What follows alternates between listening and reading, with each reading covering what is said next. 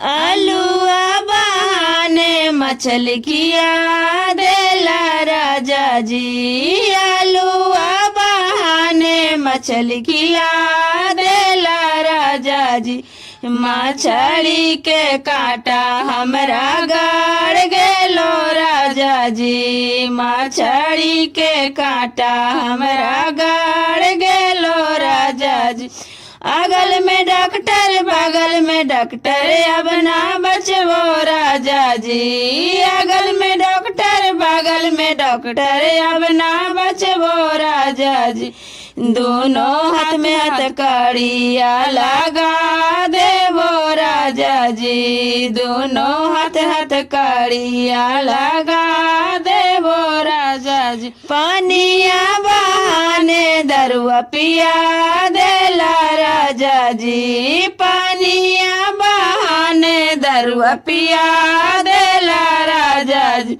दरुआ के नासा हमरा चढ़ गेलो राजा जी। दरुआ के नासा हमरा चढ़ गेलो राजा जी। अगल में डॉक्टर बगल में डॉक्टर अब ना बचबो राजा जी। अगल में डॉक्टर बगल में डॉक्टर अब ना बचबो राजा जी।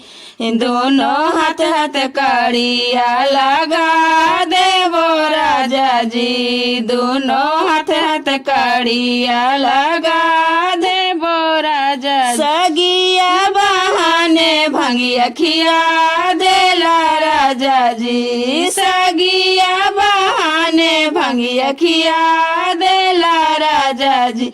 भांगिया के नासा हमरा चढ़ गेलो राजा जी। भांगिया के नासा हमरा चढ़ गेलो राजा जी। अगल में डॉक्टर बगल में डॉक्टर अब ना बचबो राजा जी। अगल में डॉक्टर बगल में डॉक्टर अब ना बचबो राजा जी। दोनों हाथ हथकड़िया लगा देवो राजा जी। दोनों हाथ हथकड़िया लगा